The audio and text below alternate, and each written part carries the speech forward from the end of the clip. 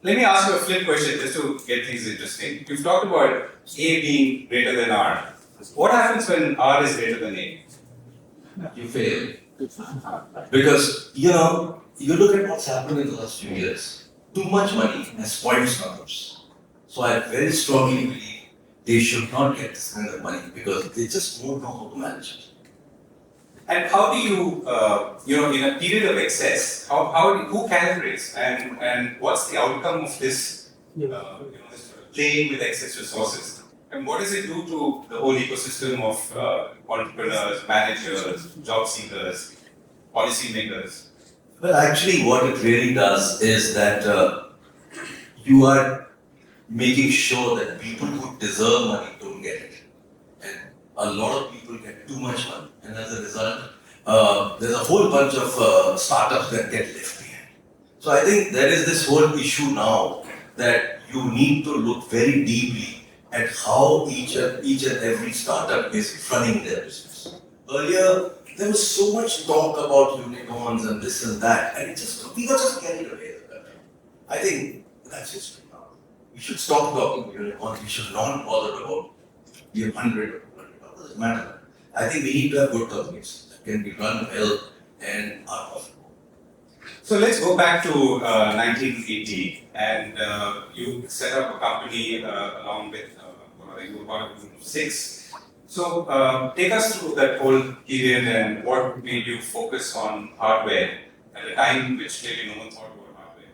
And you also went to Singapore, which was again a sort of leap of faith in many ways. So I'm assuming most people here haven't read the book. So who walk us through that journey?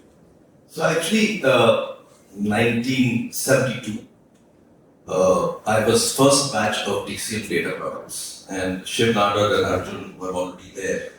And they decided to select 10 people to join the company. And I was one of those 10. Hundreds and hundreds of people had applied for the job. And interestingly, I got 3 job offers at the same time. And I had to select which one.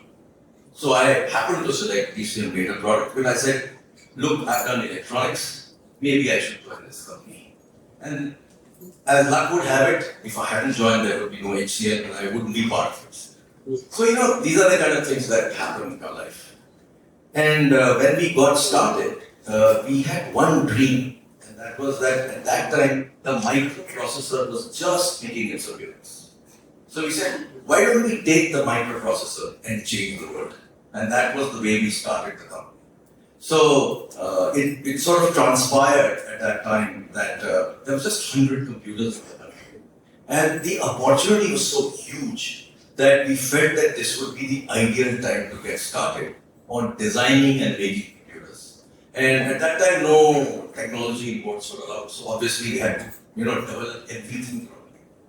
So let me dwell on that a little bit in the form of a question. So if at that time you were thinking of taking the microprocessor and building something with it, what would be the equivalent today of something as audacious? I would feel AI. How about picking up ChatGPT and doing something?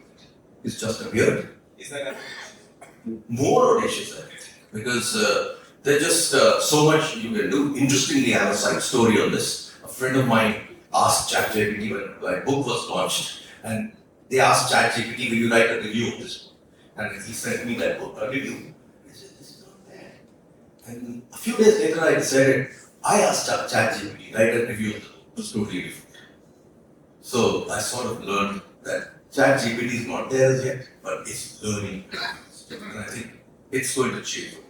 So that's a software answer. What would be a hardware answer? Hardware answer, I think, would be around quantum. Because as quantum computing really comes around, it is going to revolutionize everything. And that's something that's already happening. And what quantum is doing is that with a quantum computer, you can break any existing, security of any organization. So imagine a quantum computer from China breaking the security of a bank. And that would be a disaster. So what's actually now happening is that people are now coming up with quantum security. And that's going to take care of this. And so at that time, now today, if you say ChatGPT, everyone here knows about it. Everyone. So how did you even think of a micro, or how did your team even think of a microprocessor as a target? And then tell us about what happened next. You see, when we were in DCM, we were already experimenting. So we were very much aware that the microprocessor is going to be there, and faster ones are going to be there. So those days when we made our first computer, it was a 4-bit microprocessor. Can you imagine? So that's how it all starts. We had the knowledge of DCM, and we felt that if we were able to create something with a better microprocessor, that when it comes around, 8-bit for example, we would be able to actually go after the commercial market. And that commercial market at that time was dominated by IBM and HCL. So how did you get that confidence to say that, okay, this is the product that is selling from IBM, let's say, which is coming from overseas, and you're here with only intellectual capital and some drive to think of something that would be a hardware competitor to a total major? Interestingly, IBM was not bringing its latest product. They were refurbishing the product and it was very old-fashioned. But IBM didn't sell anything.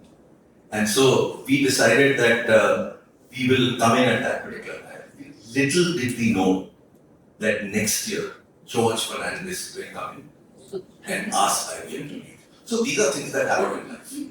And it just happened to us too. And so suddenly it opened up the market in a very big way. But you had competitors as well, didn't you? Oh, yeah. DCM was still a big competitor, ORG was there, Elco was there, a whole bunch of companies. So we always had competition. As a matter of fact, when we completed 10 years of our company, 20 years of our company, 25 years of our company, we actually had a celebration to say, competition is great for you. Let's celebrate competition. So one of the threads that's there in your book consistently is salesmanship, or the art of salesmanship. So tell us about why you spend so much time on that, including in your book, and what you can tell this generation and perhaps this audience. But how do you apply that to this era? I've always had this belief that salesmanship is a life skill and it's absolutely essential for anybody to succeed. And whether we are, whether we are a child, we are always selling to our parents. Whether we are a student in a class, we are selling to professors. So we always doing some sort of selling. And selling is not something that comes to you naturally. It should be taught. And if it can be taught, anybody can learn it. And when I meet young CEOs, entrepreneurs of startups, and I always tell them, if you are not the best salesman in the company will never succeed. And the other thing that I tell them, if you're not a good salesman, how are you going to manage sales? So I think these are all things that one learns as we, when you start. But one of the key things that we did in HCL was that we had absolutely the best sales force of the country. And some of them are sitting here. They've all come here to meet me today. And why did we have such great salespeople? Because we knew how to select the right salespeople. And we used techniques by which we could figure out which of these people has need for achievement.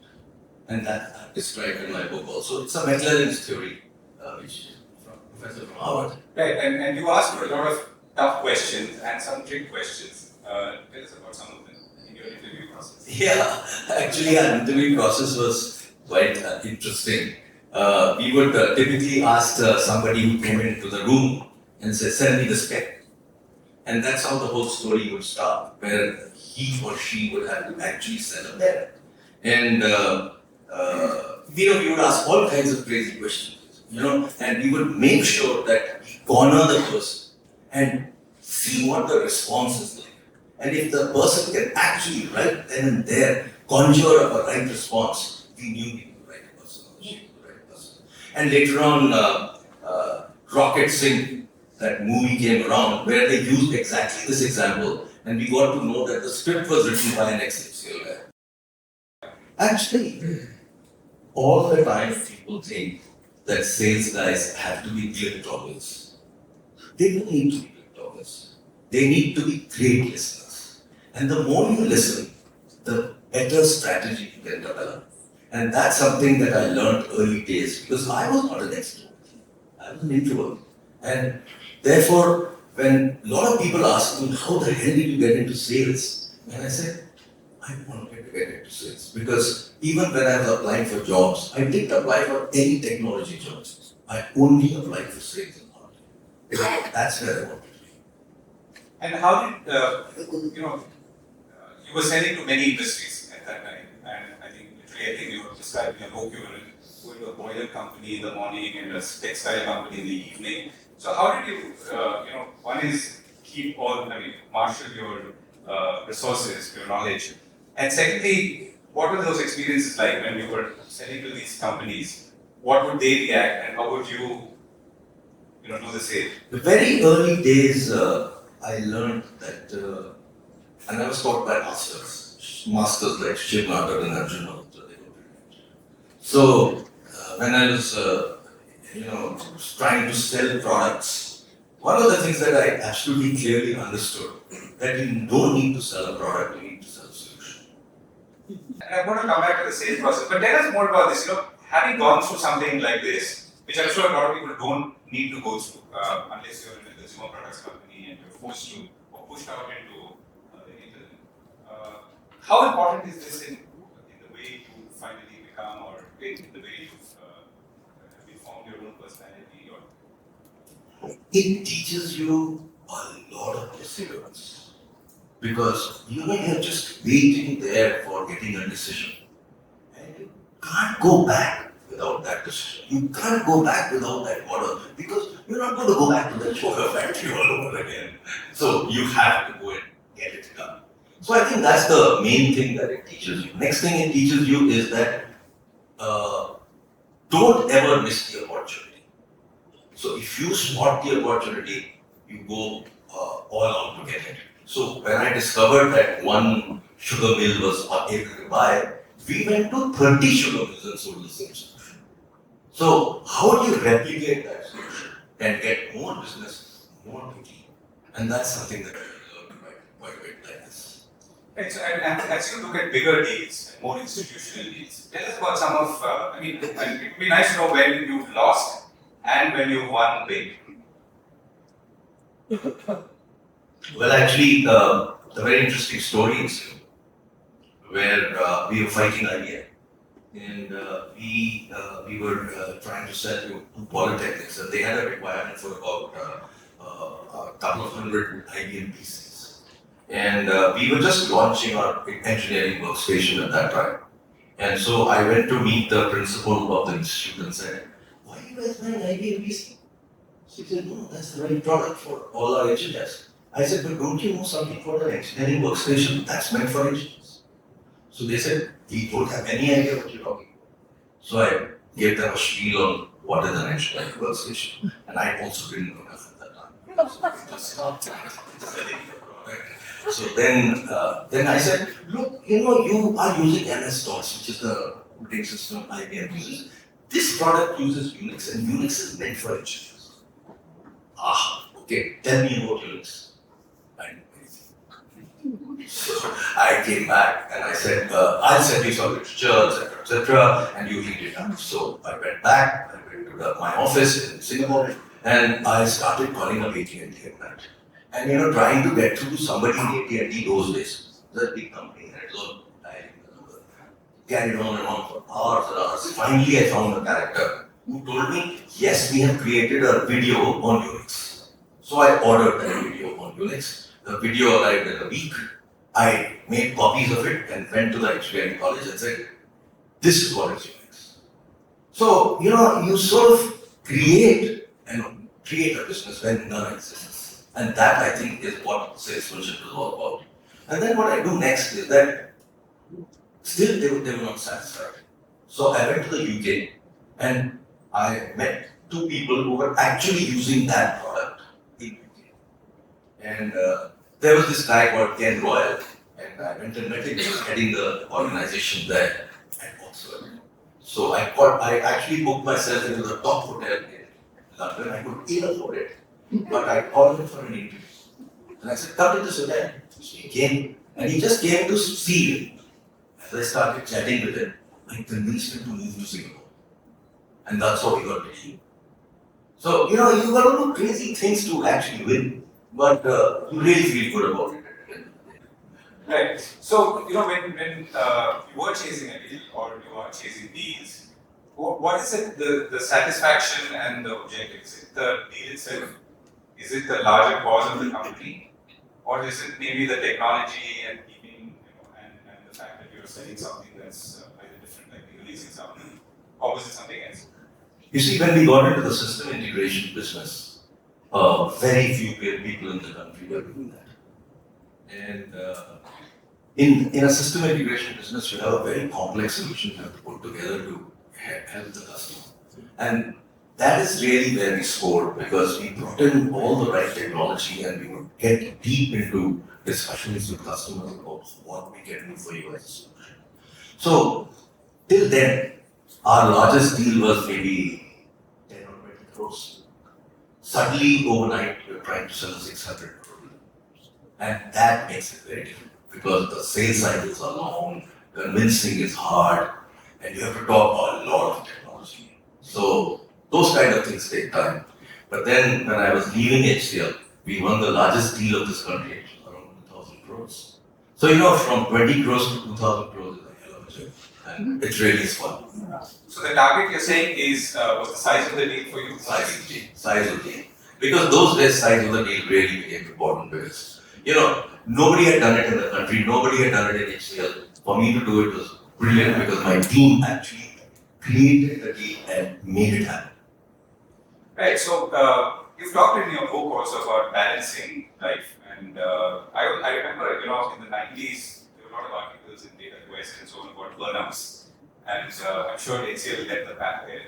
But how do you look back at that phase? And was that a valid concern for people, chasing targets incessantly and then burning out? It just didn't ever happen in HCL, because we kept the momentum going very strongly, and our salespeople were clearly incented to win, not for money, but for making it happen. And the commitment of our salespeople was very, very high. So in a hardware business, when I was running the hardware business, and your margins are so low, you can't afford to pay the right salaries, etc., you'll be surprised that 6 years in a row, despite not paying the best salaries in the country, we were the best employer in the country, in the industry. And that only happens with commitment, that only happens with conviction, that only happens with making people believe that this is my company. And we used to call it pride, passion, performance. So if pride is there in your company and the country, we brought a lot of country into it. So in my book, I talk about a concept that we created, which was called Mind India. And we always used to say that the Indian mind is amazing. And we used to get the top people in the country to come and talk about the Indian mind. And I always give this example. You go to an American university, why do Indians stop them? There's something about the mind. So I used to tell my customers, if the Indian mind can do this, we can make the best computers. So you're saying that there was no work-life balance in the sense, because work was itself so satisfying for those who used to work. But you also say in your book that you spent a lot of time pursuing the arts and including music, and that was your way of finding balance. I think that's the right way to look at balance, rather than trying to see work-life balance. I think if you have a range of activities that you like, then you should not just remain in that one vertical that you know. So when I founded IIT Hyderabad, one of the things I told the director, I said, I do not want students coming out of here to be nerds. I want them to be proper human beings. So we first created a minor in entrepreneurship, which I used to teach. And the second thing that we did was that we created 36 different little subjects. For each of these little subjects, a student could get a credit. So something on art, something on music, something on dance, something on theatre, something on literature.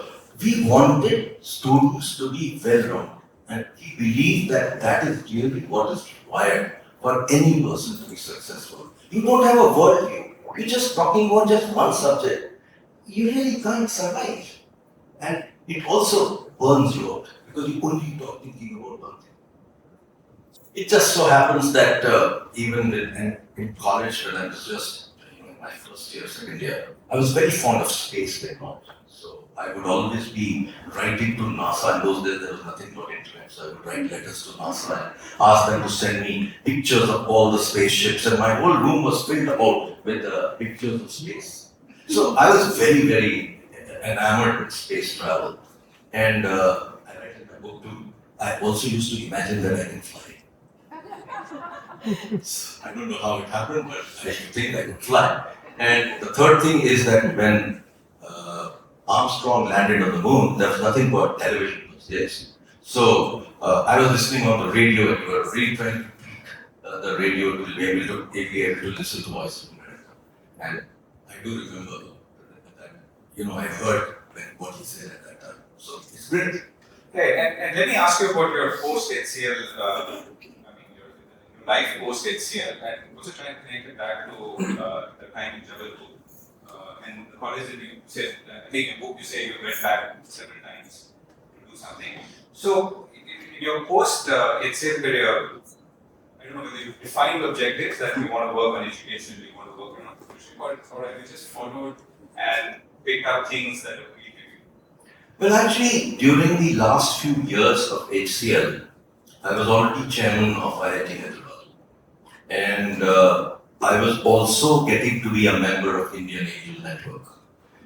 Although when Indian Angel Network was being originally set up by Pradeep Gupta and Saurabh, they wanted me to join at that time, but I was too busy doing HCL. But I clearly decided that I will spend time on startups because I love teaching, and I love entrepreneurship, and I love mentoring people. So therefore, that's how I naturally got into startups. I naturally got into education. And then, of course, I wanted to give back in a lot of ways. So I started working with NGOs. I happened to be in one time that there was a big Nirbhaya happened. And when Nirbhaya happened, you mentioned that in the book. Yeah, so when Nirbhaya happened, I happened to figure out that there was this organization called Save Life Foundation. And I rang them up. And I said, I want to meet you guys and understand what you're doing. And then I joined them and started supporting them. And I really enjoyed doing that. And similar things happened when we were looking at population and all kinds of areas where women empowerment is there. So I participated in creating, in helping the first edutainment program called Main Kuch Bhi Kar Sakti. Poonam Mutreja, and Firoz Abbas Khan, who made Mughal Azam, he was the guy who wrote the script and was the director. So I advised them on how to get response technically for what they were showing on television. So I told them how they can use interactive voice response systems by which you would get data to evaluate how well it is doing. So, using technology in every manner that you can, you start enjoying what you do. I'm going to come to questions in a minute or so. So, if you were to come, using flowchart is the right word, but let's say describe the 2 or 3 things that you're most passionate about today, as either they are a confluence of everything that you just mentioned, or maybe they all stand apart. Well, actually, for the last 30, 40 years, I've dedicated a lot of my time on hardware.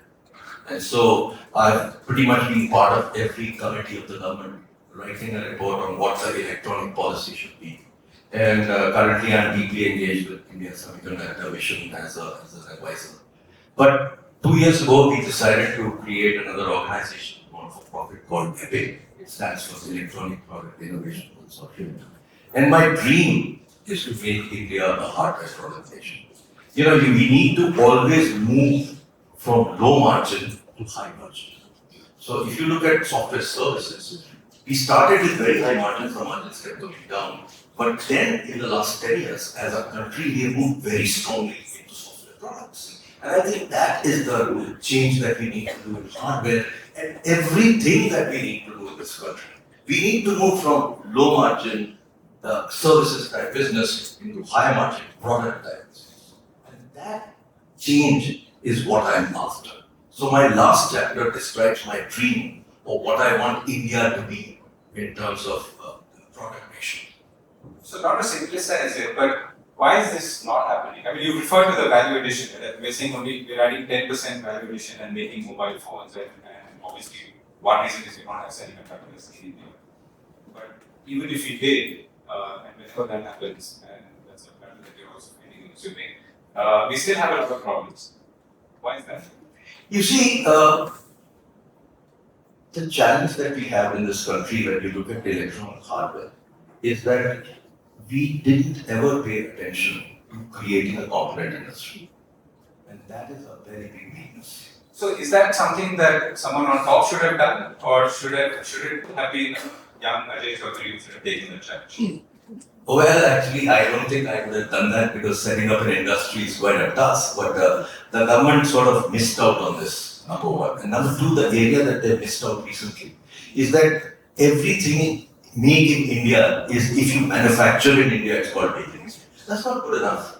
We need to design and make in India. We need to buy components in India. Then only we can add value in India. Unless we do that, then we are not creating a proper industry. Because tomorrow, if all these incentives go away, somebody will move off to Colombia, somebody will move off to other countries, move off to better incentives. But you're still saying that it's a policy problem. Yes. But and if that so somebody you're arguing that we need to have that policy direction, and because we don't have it, the entrepreneurial ecosystem will not pick it up. You see, it is to work from both ends. Entrepreneurs are the ones that actually create things. And if you look at startups, the kind of work that they do is quite mind-boggling because we see startups pretty much every day. But if you look at the policy end of it, the current thinking is that let's scale first, which is good. We're creating jobs, we're doing manufacturing, we're scaling. But we need to very quickly move towards value addition. And I think that's the change we need to bring about, which is something that Epic Foundation, which I've set up, our whole objective is to make interventions to make such things happen. So I've got a couple of questions. Does anyone have questions? Okay. So I'll start there. But just one last question. So you actually went with a friend of mine, Anjali Bhargava. She's a journalist, and so you traveled to Ranchi, and you drove 3 hours out into a village. So she told me then, and this was I think before your book came out, that she was quite surprised and impressed with you and your age, having I'm the oldest out there. Yeah, and having undertaken that trip only to experience what was happening. What made you do that? You see, I sort of contribute to an organization called Nudge, and Nudge is very much involved in looking at removing poverty in the country in the next 25 years. So they were actually creating a program which is called BRACS, which is based on a Bangladesh strategy on how to remove poverty. So I wanted to actually experience the impact of that in a village. So we actually sat down in the village and experienced that by talking to various villagers there. And I was quite surprised to see the change. In one village, it was year 1. In another village, we were into year 3 of the program. In year 3 of the program, when I was asking the Didis as I thought, they said, I said, how much money do you have in your bank account? And this lady turned around and said, I got 20,000 rupees. You know, that's amazing. That they've gone from absolute abject poverty to having 20,000 rupees in the bank account. So, you know, this change that I wanted to see myself, whether it really works. And then the other one I went was year 1, so I could see what kind of interventions were required to go away from poverty. So in my book, I call it noise to signal. In electrical engineering, when you hear a noise, you know that next it will be a signal. So in the life of a company, if you can catch an idea at the noise level, you'll be far ahead of the rest. And that's really what it's all about. How to stay ahead, to be able to anticipate where the market is going to go. As you know, sir, manufacturing is a minefield in India, whereas software, without any of these other rules, regulation, has made abundant progress. My question is, with AI coming to the fore, how important is the hardware for processing the AI software? And do you think this chip plant with Vedanta was going to be making, I think is not taken on. Will we be making the chips, and by when do you think that will happen? If it happens? You see, AI is going to literally impact everything. So if you look at this fabulous company called NVIDIA, in the last 1 week, they've already crossed $1 trillion valuation. It's never happened before. Why has it happened? Because their chip is absolutely the perfect product for running AI. So hardware is going to play a huge role because faster and faster and faster products are required to run AI. Now coming to the semiconductor part of it, semiconductors in India, there's a lot of misconception that we need the latest semiconductors. Absolutely not. We need higher end nodes, as we call them, 28 nanometers, 40 nanometers, etc. And these are required for products that we make today. We don't need to make, we don't need processors for a phone. We need for the washing machine. All those products out there.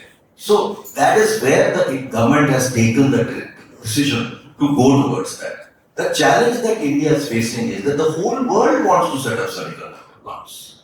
But they want to set up the latest, we don't want to set up the latest. So that's really how we differentiate our need. And our policy today is that we will pay you 70% of your capex when you start. Now that's what makes the decision very tough for the government. Because they're very scared that if they take the wrong decision, they'll be hauled up in parliament. So that's why it's taking time. But it will happen. Just a follow-up. Do you think government functions will get outsourced to AI? Because then we'll see a real transformation. Love for that to happen. You know, I'm sorry there are any consultants out here. You know, when I go to government and I see, and I tell them, we from Epic we can do this for you. They say, no, but we've got E&Y, or we've got PwC. So I say, I always say that, are you going to outsource your brain? So, this TSMC, Taiwan Semiconductor, he's actually pushed people away from 48 nanometers to 28, isn't it? No, TSMC is in the latest. They are not there in the high nodes. They are the world's most advanced semiconductor company. And today they have a queue of people wanting to get them to make their products. Because they've got just so much business. No, I think that the question was that by saying, I mean, it's not the forum for this, but by asking companies to say focus on 40, which is obviously a generation behind, at least 10 years old, many generation, versus 28 nanometers semiconductor chips, which is obviously more contemporary. Are we losing the? No. Today we are already at 5 and 3. Yeah, no, within India to manufacture. India we don't need to manufacture 5 and 3. We don't make phones ourselves.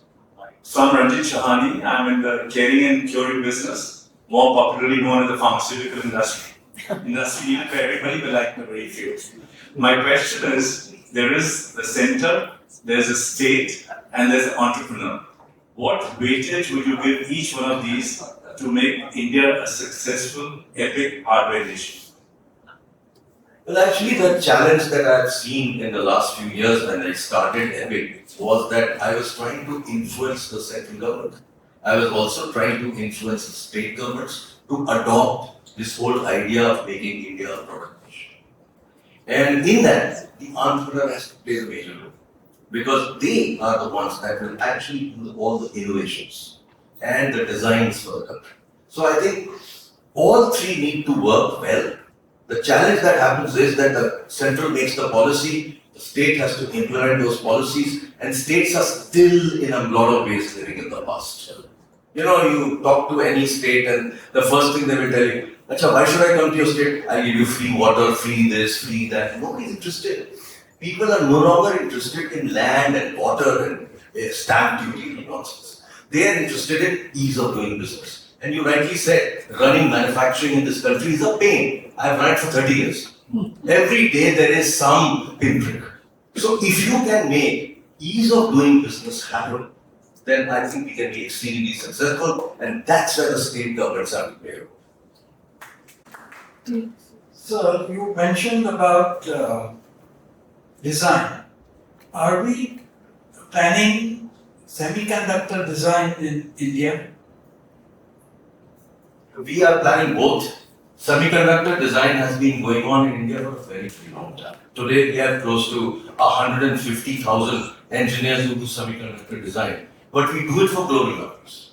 Right. It's all export oriented. So actually, we need not depend on foreign design or technology for that.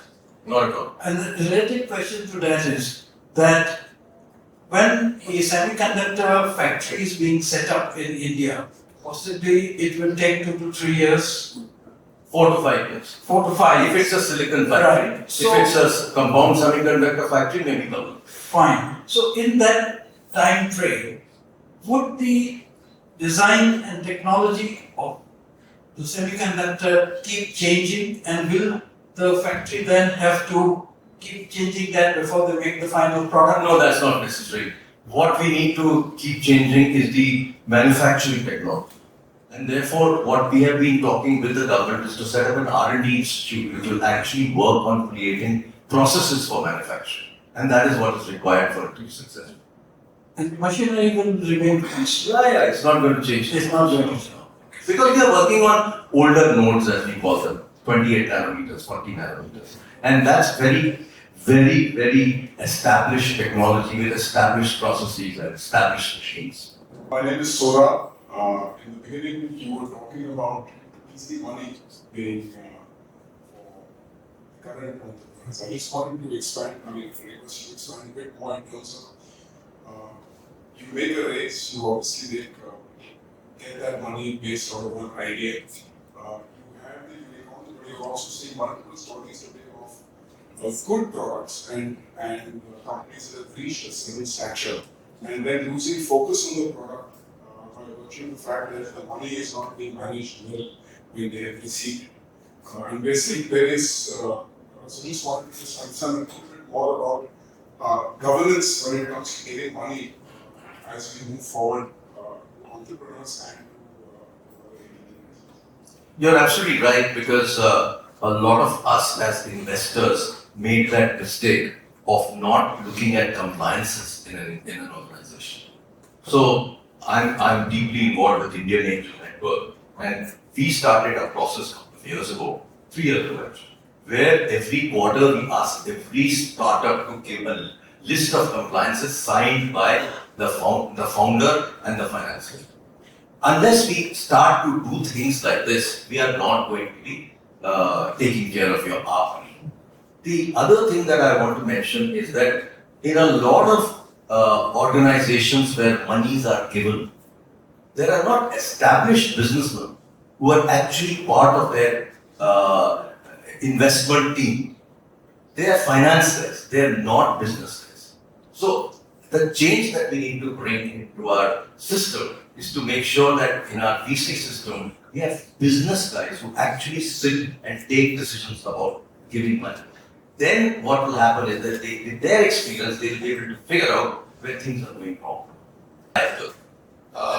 When I founded Hexaware in 1990, you were a very well-known figure in the whole industry. The software industry was a tiny, very, very small industry, hardly known as industry in 1990. But the industry grew phenomenally. We all know now. You being a stalwart of hardware industry and also visionary, why did you never think of moving into software business?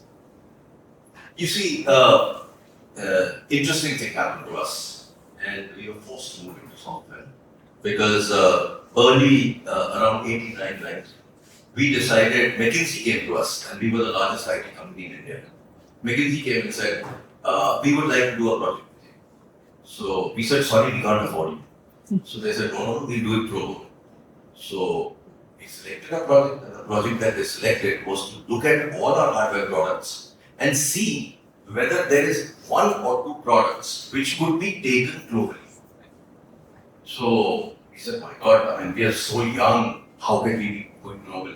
But they said, no, wait. So they wrote a report And that report said that one of our multiprocessor Unix machines was so brilliant and so good, and the Unix that we had written for it was so great that it could be taken to America. So they gave us a report. It said, how do you crack America? And they gave us an entry strategy. So we took this product. We set up a factory in Silicon Valley to manufacture computers. Well, it's like gold to Newcastle, but that's how young we were, and in a manner naive we were. We borrowed 5 crores from ICICI, somehow landed up there, set it up, got business. We got really going very, very well actually. And suddenly we discovered that one of our customers who had ordered a huge piece got bought over by some other company. That destroyed one very large order. The other thing that happened to us was that we had not taken into account that the power supply of our product was not adequate for the United States frequency regulations. And that pretty much killed our hardware business.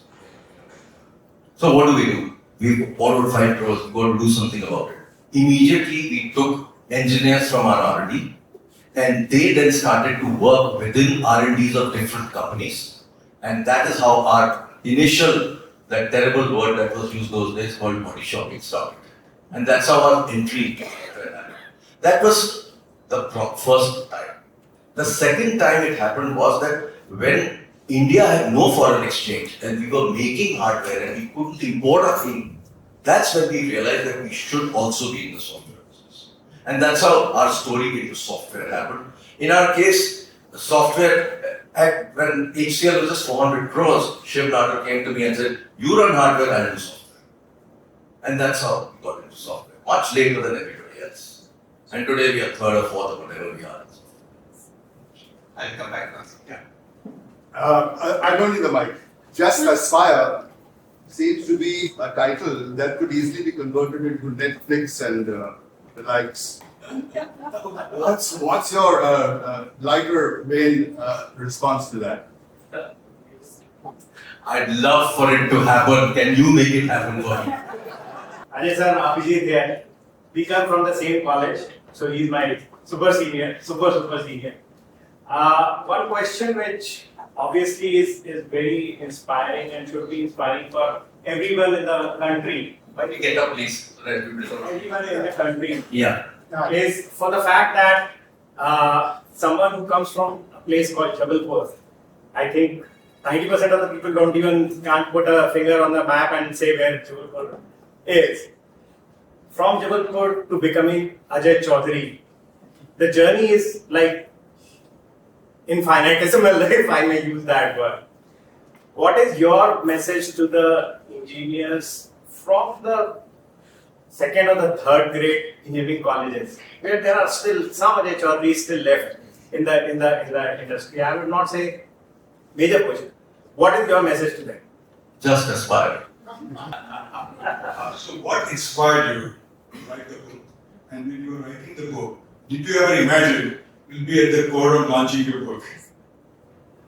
Not at all. It's Shriya who convinced me to be at the point. And well, actually, one day about 4 or 5 years ago, I was sitting around chatting with my grandsons, and they were asking me. I always used to tell them stories at night before they went off to sleep.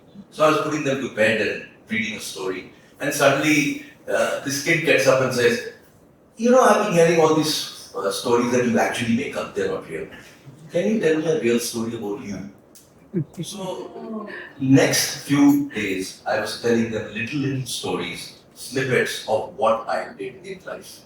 And that's what got me thinking, I'm telling my grandchildren what I've done, why don't I tell the world? And that's all. So I'm Uday Chatterjee, and I'm a small foot soldier in the Indian startup ecosystem. And my question is that all great organizations have some near-death moments. We know about the Infosys story, many other. I think even IBM had that near-death moment at some point. So did your organization also have some near-death? Many, because if you don't go through that, you don't learn anything. So, when we went to the US and our business suddenly dried up and we had nothing left, we had to very quickly pivot. And pivoting is what makes a success happen at certain stage. The other thing that happened was 1991, when there was no foreign exchange left. How do you actually run a computer company? And there was no money available, nothing happening. So we went and found friends, global friends in Hong Kong, and made them open LCs for us to buy computers to make computers. So it was absolute near-death experience. I think I remember that moment. I think Mr. Vaidya was the one who went to US. Yes. Jyoti, if you were to, my name is Shubham Mukherjee. If you were to start HCL now, what would you do differently? And the second question is, what would the future of technology look like, let's say 15, 20 years now? Well, if we were to start HCL hardware business today, we would really make a global hardware company. Because all the policies are there, all the capabilities are there, the brand India has been built.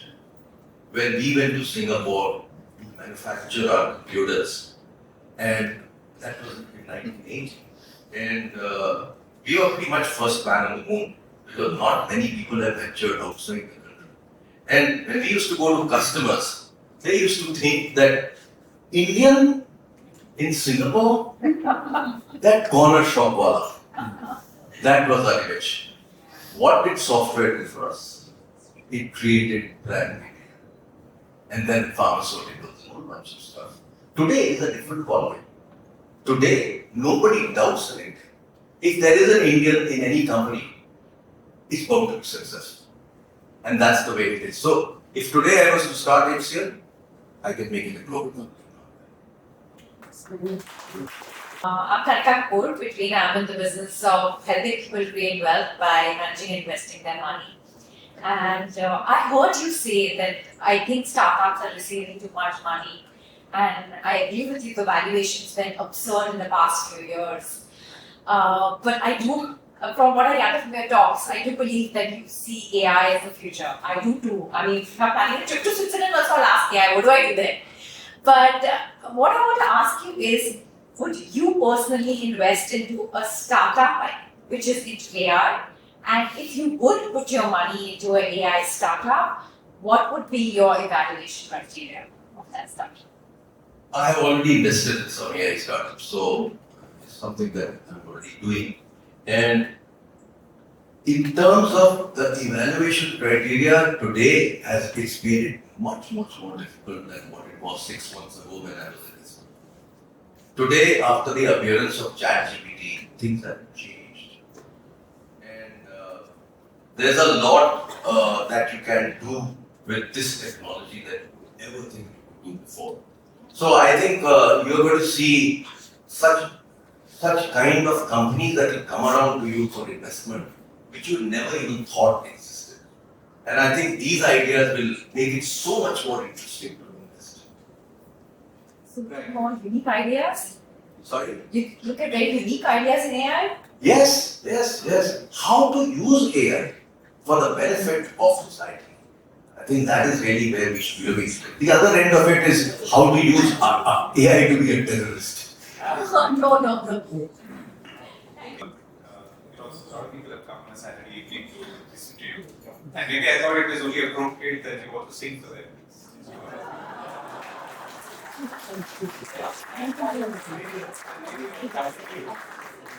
To them, using a song of your choice or a few lines of your choice for having come to them. Well, actually, I've got, I'm part of this group called Lutf, and I've got some of my friends from Lutf here, who are great singers, much better than me. But you are here and they are not. well, let me locate some songs. Sure, please. बड़े अच्छे लगते हैं बड़े अच्छे लगते हैं ये धरती, ये नदियाँ, ये रहना और तुम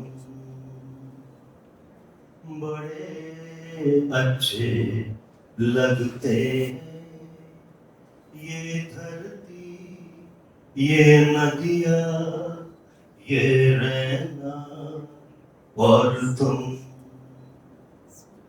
हम तुम कितने पास हैं, कितने दूर हैं चाँद सितारे। सच पूछो तो मन को झूठे लगते हैं ये सारे, बड़े अच्छे लगते हैं।